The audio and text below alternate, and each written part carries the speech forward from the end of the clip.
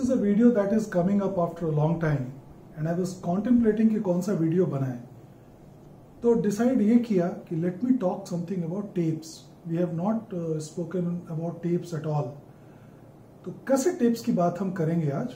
And when I talk about cassette tapes I mean to talk about the not the pre-recorded ones but the ones that were sold in the market in 80s and 90s as blank tapes.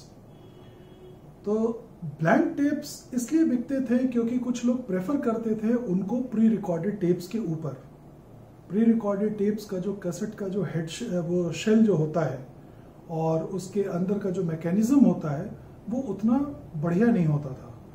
तो इस वजह से क्या है कि जो enthusiast थे या जिनको अपनी रिकॉर्डिंग खुद करनी होती थी वो ब्लैंक कैसेट्स खरीदते थे. अब ब्लैंक कैसेट्स जब शुरू हुए थे 70s में, तो जैसा कि हम सब जानते हैं जो फर्स्ट टाइप था जिसको हम कहते हैं नॉर्मल टेप्स यानी टाइप 1 टेप्स, जिसमें कि केवल जिसको सिंपल फेरो टेप कहते हैं, फेरिक ऑक्साइड का एक उसके ऊपर लेयरिंग करके उनको सेल किया जाता था. उन टेप्स की प्रॉब्लम ये थी कि उनमें फिडेलिटी इश्यूज थे. वक्त के साथ उनका ऑक्साइड गिर जाता है और उनकी रिकॉर्डिंग की क्वालिटी बस एवरेज सी ही होती है. But considering the MOL values which is the maximum output level, उनमें एक बहुत अच्छी बात होती थी कि वो बेस को बहुत अच्छा रिकॉर्ड करते थे. तो अगर आप कोई बेस सेंट्रिक जिसमें काफी बेस है, लोज काफी हैं, बेस सेंट्रिक रिकॉर्डिंग करना चाहते हैं तो type 1 tapes are advisable. Type 1 में भी मैं 70s की बात नहीं करूंगा, मैं तब की बात करूंगा जब टेप फॉर्मुलेशंस IEC ने, IEC एक बॉडी थी, इंटरनेशनल इलेक्ट्रोकेमिकल कमीशन, जिसने सारे टाइप्स का फॉर्मूला सेट किया था. तो IEC फॉर्मुलेशंस के बाद बहुत अच्छे अच्छे टेप्स बने और इनफैक्ट टाइप 1 में TDK, सोनी, हमने इंडिया में भी बहुत देखे थे इस तरह के टेप्स. और जो सबसे बढ़िया टेप मेरी समझ से टाइप 1 में है वो है TDK का AD. तो टाइप 1 में TDK AD is one of the best tapes and that too from the 80s batch, क्योंकि उसकी शेल, उसका जो फ्री फ्लोइंग रिबन था और जो उसके ऊपर वो फेरिक ऑक्साइड का जो कोटिंग किया गया था वो सब बहुत ही ड्यूरेबल था और उसकी रिकॉर्डिंग बहुत अच्छी आती है. तो खास करके हमारे हिंदी गानों के लिए या उन गानों के लिए जहाँ पे कि सिंगर की वॉइस ज़्यादा इम्पॉर्टेंट है और हाइज उतने ज़्यादा नहीं हैं, टाइप 1 सर्व्स द बेस्ट. उसके बाद आए थे आपके टाइप 2 के टेप्स जिनको हम कहते हैं क्रोम टेप्स. टाइप 2 के जो टेप्स हैं उनके लिए IEC ने स्टैंडर्ड सेट किया था इक्वलाइजेशन का 70 माइक्रोसेकेंड, जबकि टाइप 1 के लिए है 120 माइक्रोसेकेंड. थोड़ा सा टाइप 1 की बातें और करते हैं. टाइप 1 के टेप को प्ले करने के लिए आपको 120 माइक्रोसेकेंड पे अपना इक्वलाइजेशन स्विच रखना होगा. जो नॉट सो ग्रेट टेप डेक्स हैं वो अंदर से सेट ही होते हैं 120 के लिए, तो आप उसमें टाइप 2 बजा ही नहीं सकते. लेकिन जो एडवांस्ड कैसेट डेक्स हैं, जैसे नाकामिची ने बहुत धूम मचाई थी कैसेट्स की दुनिया में और उन्होंने एक से एक मॉडल्स लॉन्च किए थे, तो आप देखेंगे कि कोई भी नाकामिची का टेप डेक होगा उसके अंदर वो इक्वलाइजेशन का एक स्विच होता है जिसे आप आइदर 120 या 70 पे सिलेक्ट कर सकते हैं. तो 120 is meant for type 1 tapes. उस पे थोड़ी हिस ज्यादा होती है लेकिन वो ट्रेबल की कमी को कॉम्पनसेट करता है और उसको बायसिंग की उतनी जरूरत नहीं पड़ती. बहुत थोड़े से बायस करंट से आप उस पर अच्छी रिकॉर्डिंग कर सकते हैं. तो type 1 was preferred by most of the people. बहुत चीप होता था, बहुत इजी था, किसी भी कैसेट डेक में ठीक ठाक से रिकॉर्डिंग हो जाती थी. लेकिन जो डिमांडिंग लोग थे उनको और बेटर टेप्स चाहिए थे. फिर आया क्रोम. क्रोम में हाइज को इन्होंने अच्छे से अचीव किया. हाइज की फ्रीक्वेंसी काफ़ी अच्छी चली गई, तकरीबन 20,000 हर्ट्ज तक चली गई. नैकवैक के हेड्स तो इतने रिफाइंड थे कि क्रोम पे आराम से 20,000 हर्ट्ज पे जाते थे, जबकि टाइप 1 17-18 तक आते आते सैचुरेट हो जाता, उसके ऊपर वो जा नहीं पाता. और चूंकि ह्यूमन ईयर की कैपेबिलिटी 20 हर्ट्ज से 20,000 हर्ट्ज होती है, तो कम से कम क्रोम तो चाहिए अगर आप अच्छी रिकॉर्डिंग करना चाहते हैं. क्रोम के लिए इक्वलाइजेशन आईसी ने सेट किया था 70 का, और उसके ऊपर क्रोमियम डाइऑक्साइड की कोटिंग करनी थी, लेकिन वो बाद में क्रोमियम डाइऑक्साइड से नाम का ही रह गया। उसके अंदर और भी स्पेशलाइज्ड केमिकल्स की कोटिंग होने लगी, और टीडीके का जो SA सीरीज था, SA, वो बहुत जबरदस्त क्रोम में माना जाता है। It was one of the most celebrated tapes, और इसी टेप को अपना आधार बना के नाकामिची ने अपने डेस्क को इंटरनली कैलिब्रेट किया था। इसका एक और टेप आती थी मैक्सेल की, मैक्सेल XL2, और मैं सब 80s के बैच की बात कर रहा हूँ। 80s के बैच के जो टेप्स थे वो बहुत ही शानदार थे। उनका शेल डिजाइन, उनका टेप फॉर्मुलेशन, मूवमेंट वगैरह सब फैंटास्टिक था। तो सबसे पहले मैं आपको अपने कलेक्शन से टीडीके का एक टेप दिखाता हूं। यह है टीडीके का क्रोम टेप, टीडीके SA60। आप देख रहे होंगे, ये मैंने इस पे रिकॉर्डिंग नहीं की है, ये बिल्कुल सील्ड है। ये मिड 80s के बैच का है, जैसा कि इसके रैपर से मैं समझ रहा हूं। तो ये है वो tape. It's one of the best tapes for Hindi music, और in fact all kinds of music, and it goes so well with my Nakamichi deck कि मैं क्या बताऊं। तो इसकी रिकॉर्डिंग इतनी सेटिस्फैक्ट्री होती है कि कहना ही नहीं। तो जैसा कि आप इस पे देख सकते हैं, इस पे लिखा हुआ है made in UK, sorry made in Japan, और ये ओरिजिनल जापानीज प्रोडक्ट है मिड 80s का। One of the finest cassette tapes, और ये मुझे बहुत पसंद है। इसके अलावा एक ये भी आया था मैक्सेल का, मैक्सेल XL2। तो ये जो डिफरेंट नेम्स होते थे ना, मैक्सेल XL2 या टीडीके SA, ये सिर्फ इनके फॉर्मुलेशन की वजह से नेम्स चेंज हो जाते थे, पर ये टेप भी बहुत अच्छी मानी जाती है। And this too goes very well with the Nakamichi decks. और सबसे अच्छी बात यह है कि ये एपिटैक्सियल सीरीज का है। यहाँ पे लिखा है एपिटैक्सियल, जो कि मैक्सेल के क्रोम्स में मेरे ख्याल से उनका बेस्ट सीरीज था, एपिटैक्सियल सीरीज। तो जब भी आप खरीदें, अगर यहाँ एपिटैक्सियल लिखा हो तो आप समझ लें कि ये बहुत अच्छा टेप है। It's a very good tape. तो मेरे पास इसका एक अच्छा खासा कलेक्शन है। और उसके बाद सोनी का भी एक आया था। सोनी जापान ने भी एक और टेप बनाया था क्रोम में, जो टाइप 2 जिसको कहते हैं। हालांकि टाइप 2 में लोग कहते हैं कि बेस उतना अच्छा रिप्रोड्यूस नहीं होता, विच इज क्वाइट अंडरस्टैंडेबल, क्योंकि इसकी जो MOL वैल्यूज हैं वो टाइप 1 से थोड़ी कम होती हैं, लेकिन इसकी SOL वैल्यू बहुत हाई होती है, यानी सैचुरेशन आउटपुट लेवल बहुत हाई होती है। तो आपको ट्रेबल बहुत जबरदस्त मिलता है इसमें। तो अगर आप थोड़ा सा स्ट्रिंग वगैरह का म्यूजिक है या थोड़ा डायनेमिक म्यूजिक है, तो chrome tapes are highly advisable. और उसमें चूंकि वो 70 माइक्रोसेकंड पे रिकॉर्डिंग की जाती है, तो आप देखेंगे कि उसमें टेप की हिस और नॉइज भी बहुत कम हो जाता है। This is yet another tape which I am very fond of. तो ये 90 है, टाइप 2 CrO2 क्रोमियम डाइऑक्साइड। तो ये जो है 3 आपके सामने, ये बहुत अच्छे टेप्स रहे हैं अपने समय के। और मैंने इनको ओपन इसलिए नहीं किया है क्योंकि I just want them to remain for posterity. आने वाली जनरेशन के लिए ये बहुत काम की चीज होगी। वो भी देख सकेंगे कि उनके एंसेस्टर्स ने क्या क्या काम किया था म्यूजिक की दुनिया में। तो I am not going to use them. और टाइप 2 जैसा कि मैंने बताया, हाई फ्रीक्वेंसीज के लिए टाइप 1 से बेटर है, लेकिन बेस के लिए थोड़ा पुअर माना जाता है। तो नाकामिची के जो डेक्स थे, उनका जो रिकॉर्डिंग हेड था, उसकी गैप इतनी वाइड रखी गई थी कि टेप को इजीली वो मैग्नेटाइज कर सके। तो मैग्नेटाइजेशन यानी रिकॉर्डिंग वाला पार्ट तो बहुत अच्छे से होता था, but when you play it back you need a very narrow gap on your playing head so that the high frequencies can be produced very well.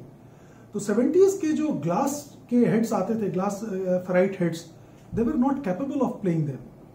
तो नाकामिची ने परमालॉय और सोनी जापान ने सेंडस्ट एक मटेरियल होता है, इन दो मटेरियल्स को यूज किया। नाकामिची ने परमालॉय को यूज किया था अपने हेड्स बनाने के लिए, and they are in my opinion one of क्या, they are the best heads to play metal tapes which are considered as the type 4 tapes.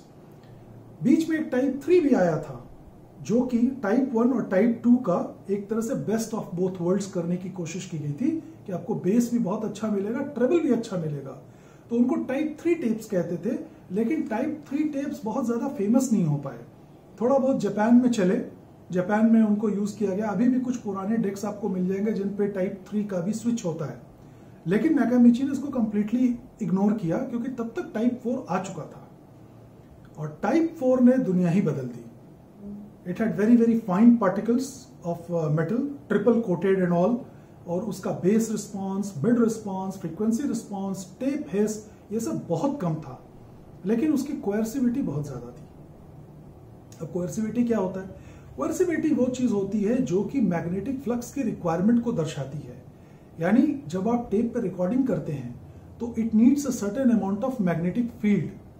Type 1 में उस फील्ड की रिक्वायरमेंट कम होती है, सपोज करिए 1 यूनिट होती है। टाइप 2 में इसी की रिक्वायरमेंट 1.5 होती है और टाइप 4 में 2.5 होती है। यानी टाइप 1 से 2.5 गुना ज्यादा मैग्नेटिक फ्लक्स की जरूरत होती है उस टेप को मैग्नेटाइज करने के लिए, उसको राइट करने के लिए, और इसीलिए टाइप 4 को इरेज करना भी मुश्किल होता है। तो it needs a very very specialised deck. तो अगर आपके पास मेटल कंपैटिबल हिट्स नहीं है तो आप मेटल टेप का मजा नहीं ले सकते। और एक वेल ट्यून्ड नाकामिची मेरा ख्याल है कि 24,000 हर्ट्ज तक भी जाता है, और उसके लिए you need a very very good deck and Nakamichi is ideal. मैं खुद नाकामिची यूज करता हूं, मेरे पास उसके 3 डेक्स हैं और एक तो अभी सर्विस पे गया है and I can vouch for their quality. तो टाइप 4 में जो बेस्ट टेप मेरी समझ से है वो 2 थे। एक मैक्सेल का था, मैक्सेल मैक्सेल MX, और एक था TDK का TDK MA। ये रहा TDK MA, ये golden wrapper, one of the best metal tapes ever produced, one of the best. और ये उस जमाने में भी बहुत महंगे होते थे मेटल टेप्स और साधारण आदमी की रीच से बाहर थे। सारे कैसेट डेक बनाने वाली कंपनीज को इसके जैसा हेड बनाने में, इसके कॉम्पैटिबल हेड बनाने में, वैसी सर्किटरी बनाने में, उस तरह का डॉल्बी सर्किट्स बोर्ड बनाने में बहुत खर्चा होता था। इसलिए जो मतलब मैं कहूँगा कि जो बहुत ज़्यादा डिमांडिंग कंज्यूमर्स नहीं थे उनके लिए टाइप 1 के डेक्स ही ज़्यादा करके बने।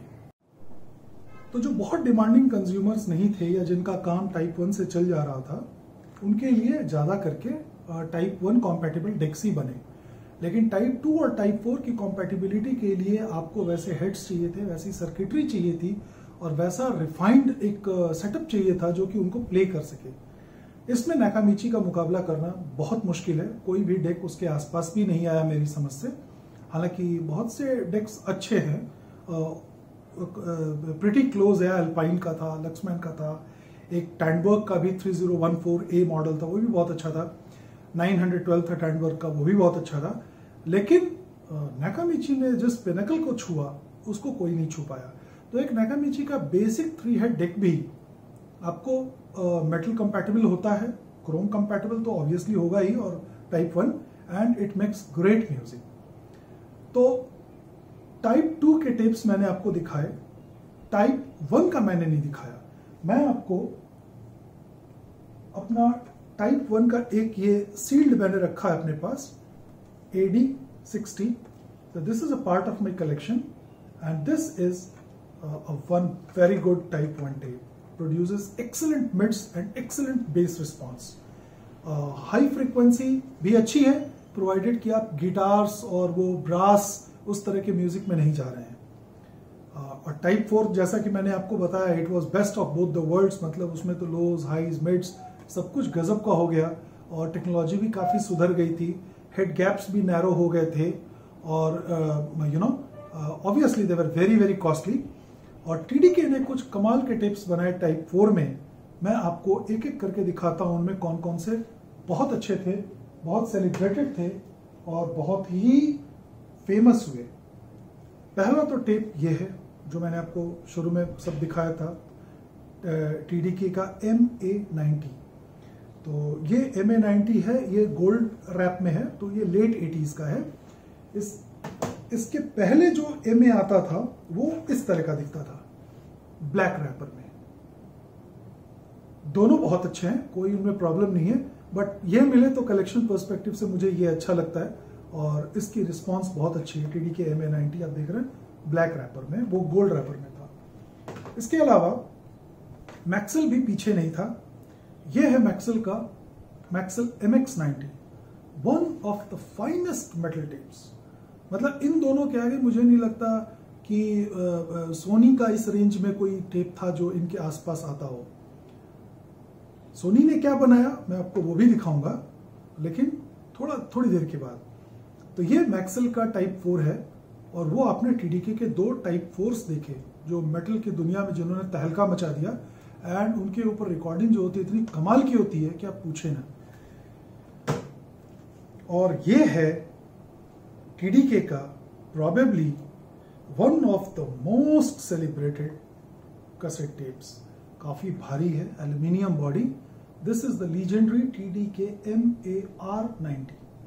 90 is the duration of the tape. ये है उसका वो, मैंने इसको खोला ही नहीं, 3-4 थे मेरे पास, मैंने उन पर रिकॉर्डिंग कर रखी है, but this is for posterity, this I am not going to open. और उसके बाद आया एक और बेटर फॉर्मुलेशन के साथ TDK MAXG। This is considered to be the finest cassette tape ever made. इसको लोग बहुत पसंद करते हैं, बहुत ही अच्छा टेप है। और ये दोनों मॉडल्स मैंने रखे हैं अपने कलेक्शन में, और they are not going to be open, और ये रखेंगे बच्चों के लिए। और ये सारे जो आप टेप्स देख रहे हैं यहाँ पे, ये this is a part of my collection, और ऐसे बहुत से हैं, ये मैंने थोड़े से हैंड पिक किए थे आपको दिखाने के लिए। उसके बाद साहब सोनी ने मारा छक्का, और सोनी ने निकाला दुनिया का सबसे शानदार टेप, जो कि उसके बाद फिर किसी ने नहीं बनाया। वो था सोनी का Sony super metal master. Aluminium की केसिंग थी, सिरामिक उसका हाउसिंग थी, और क्या गजब का स्टूडियो क्वालिटी का टेप उन्होंने बनाया कि 1 7/8 इंचेस या जो भी उसकी स्पीड होती है मुझे ठीक से याद नहीं है, उस पे एकदम impeccable recording with deserving deck. It basically set the pinnacle. तो उसके बाद फिर कुछ हुआ नहीं, फिर उसके बाद तो सीडीज आ गए और टेप्स डिक्लाइन करने लगे। मेरे पास एक बहुत अच्छी collection Sony super metal master की भी है, मैं आपको एक मिनट दिखाता हूं। ये है वो डब्बा सोनी सुपर मेटल मास्टर का, और ये किसी भी कैसेट टेप कलेक्ट करने वाले के लिए एक डिलाइट फैक्टर है। अब तो मिलते नहीं है, पहले कभी कभी मिल जाया करते थे, और अब ये नहीं मिलते। 5 का आता था, और ये मेरे ख्याल से 1 किलो के आसपास ये होगा, 1 से 1 किलो के आसपास का वजन होगा। ये है वो लीजेंडरी सील्ड एल्यूमिनियम केसिंग में सोनी सुपर मेटल मास्टर। इस टेप से बेहतर कोई टेप मेरी समझ से आज तक नहीं बनी। This is the finest. लोग कहते हैं TDK का MAXG बहुत अच्छा था, हाँ अच्छा है, मैंने यूज किया, excellent tape, nothing short of from magic. लेकिन उसके अंदर MA90 की ही रील डाल के उसकी बॉडी को एल्युमिनियम का कर दिया गया था, बाकी और कुछ नहीं था। But this is something very very special. तो ये डिब्बा भी मैंने पोस्टेरिटी के लिए ही रख छोड़ा है, I am not going to use them. 2-4 थे मेरे पास, तो उन पे मैंने रिकॉर्डिंग कर ली। और इसके अलावा ये मेरा एक बॉक्स है जिसमें मैंने रूटीन रिकॉर्डिंग के लिए टाइप 1s रख रखे हैं। थोड़े से मेरे पास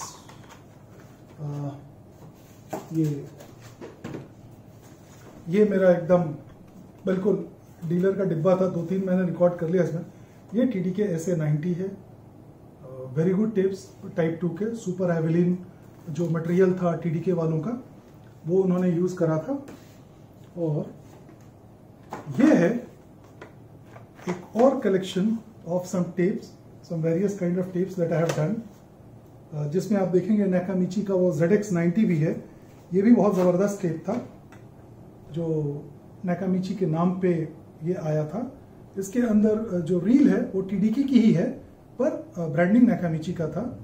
और नाकामिची ने ये इंश्योर किया था कि उनके जो टेप्स बने वो पूरे टेप के रील के एकदम बीच में से निकाले जाएं, जिसको सेंटर ऑफ द पैनकेक कहते हैं। यानी अगर रील का जो पूरा हब है उसके सेंटर वाले पोर्शन से जो रील निकलती है वो बेस्ट मानी जाती है। उसका क्या रीजन है उस पर हम चर्चा नहीं बाद में कभी कर लेंगे।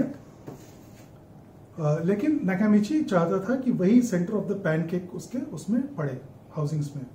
मैंने उनको खोला नहीं है, I just have kept them to pass it on to my children and all. और बाकी मैं आपको अपने नाकामिची डेक में दिखाता हूं कि वो कौन कौन सी सेटिंग्स हैं जिसकी हम बातें कर रहे थे। तो टाइप 1, टाइप 2, टाइप 4। आप चाहें तो टाइप 2 पे 120 माइक्रोसेकंड पे भी रिकॉर्डिंग कर सकते हैं, वो फीचर नाकामिची ने आपके लिए ओपन कर रखा है। लेकिन आईईसी स्टैंडर्ड्स कहता है कि उनको 70 माइक्रोसेकंड पे ही करना चाहिए। तो आप दुनिया भर के एक्सपेरिमेंट्स कर सकते हैं और अपने म्यूजिक के मुताबिक टेप्स को चुन सकते हैं। और जो बेस्ट टेप्स होते हैं बेस्ट टेक्स के लिए, TDK, Maxell and Sony, stick to them and you will get best results. कोशिश करिए 80s के बैच के आपको टेप्स मिले, उनकी परफॉर्मेंस हमेशा एक नॉच ऊपर होती है। Now as you can see, जैसा मैंने आपको बोला था कि ये टाइप 1 का सेक्शन है नाकामिची का। नाकामिची का ये मॉडल है ZX7, one of their world's best recording machine. तो 3 तरह के टेप्स जैसा मैंने आपको बताया था, उसके देखिए 3 सेक्शंस हैं, टाइप 1, टाइप 2 और टाइप 4। टाइप 1 के लिए अलग अलग सेटिंग है, लेवल के लिए और बायस के लिए। अब बायस क्या होता है? बायस एक तरह का ऑल्टरनेटिंग करंट होता है जो रिकॉर्डिंग के समय उस ऑडियो सिग्नल के साथ उसको मिक्स करते हैं to get the best possible high frequency. तो टाइप 1 के टेप्स के लिए उस बायस सिग्नल की कम जरूरत होती है, इसके लिए 1.5 गुना इसका, और इसके लिए यानी टाइप 4 के लिए इसका 2.5 गुना। तो आप देखें तीनों सेक्शंस के लिए 3 फेरिक्रोम जिसको कहते हैं टाइप 3, वो नाकामिची ने निकाल दिया था। ये वो इक्वलाइजेशन सेटिंग है जो कि आप देखिए 70 पे टाइप 4 और टाइप 1 के लिए 120। तो 70 works for type 2 and type 4। बाकी डॉल्बी का ये है, डॉल्बी अगर आप ऑफ रखना चाहें, डॉल्बी B रखेंगे तो एक सर्टेन अमाउंट ऑफ नॉइज जाता है, C रखेंगे तो और उससे ज़्यादा जाता है। मैं डॉल्बी यूज़ नहीं करता because I want the pure sound reproduction. So this cassette deck will show you how exactly, ये उसके मीटर्स हैं, है ना। इसके अंदर ऑलरेडी एक डायर स्ट्रेट्स की टेप पड़ी हुई है। I will play it for just a fraction of A second, otherwise it might be caught by the copyright thing. तो ये पीछे आ गए। आप ये टाइप 4 टेप है और टाइप 4 की आप परफॉर्मेंस को आप एक बार देखें, जस्ट एक उससे आपको पता चलेगा।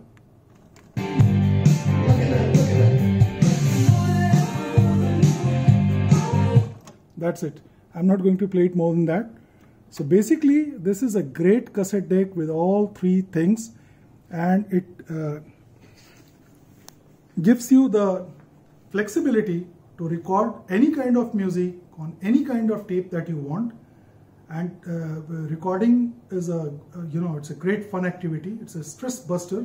और आज के दौर में जब आप डिजिटल रिकॉर्डिंग इतनी कर सकते हैं, खुद मैं भी बहुत करता हूँ, tapping is a joy which is unparalleled. आप बायस को कम बेसी करके, लेवल्स को आगे पीछे करके, जिस तरह का साउंड को आप चेंज कर सकते हैं टेप के ऊपर, डिफरेंट टेप फॉर्मुलेशंस को यूज करके, इट्स लाइक अ टॉय। आप 8-10 तरह के टेप ले लें और एक ही सोर्स मेरा जनरली वाइनल होता है because I have a pretty good collection. Sometimes I use CDs and SSCDs also. लेकिन जो एक्सपेरिमेंट्स आप कर सकते हैं उसका कोई पैरेलल नहीं है, और वो प्योर एनालॉग साउंड होता है, there is no digital loss. तो जो भी वाइनल से पिक हुआ वो सीधा का सीधा टेप में गया। कुछ लोग कहेंगे R2R बहुत अच्छा होता है, ऑफ कोर्स बहुत अच्छा होता है, लेकिन जो अच्छा R2R होता है यानी रील टू रील, उसके लिए फिर आपको बहुत ही आई वुड से एक स्टूडर A320 या कम से कम वो जो आपका B70 है रिवॉक्स का, ये बहुत अच्छे हैं, लेकिन उसमें तामझाम बहुत है और इनकन्वीनियंस मुझे थोड़ा लगा, इसलिए मैं कभी R2R में गया नहीं। और जब से मैंने नाकामिची सुनना शुरू किया 8-10 सालों से, मुझे कभी लगा ही नहीं कि मुझे R2R में जाना चाहिए। If you have a good tune deck, tapes are ultimate. In fact, sometimes they beat my vinyls also. I'm sorry to say, but that's a fact. तो मेरा ख्याल है कि आपको आज का एपिसोड बहुत पसंद आया होगा, और एक बार फिर आपको मैं इन शानदार टेप्स के आप दर्शन कराना चाहूँगा। Come closer, take a look at these, world-class cassette tapes that were made, and this is the king Sony Super Metal Master, और it's very satisfying activity to put your music on tapes. और technical series में tapes के बारे में, उनके types के बारे में, इक्वलाइजेशन कांस्टेंट के बारे में मैंने थोड़ा बहुत टच किया है. I am not going to much into the details, लेकिन मैं आपको कहना चाहूँगा कि if you enjoy music, if you want to record on to tapes and listen back to them, you should delve into this hobby. It's a fantastic hobby, बहुत मज़ा आएगा आपको. तो अब विदा लेते हैं, अगले वीडियो में फिर मिलूंगा और we'll continue with this journey. Thank you so much.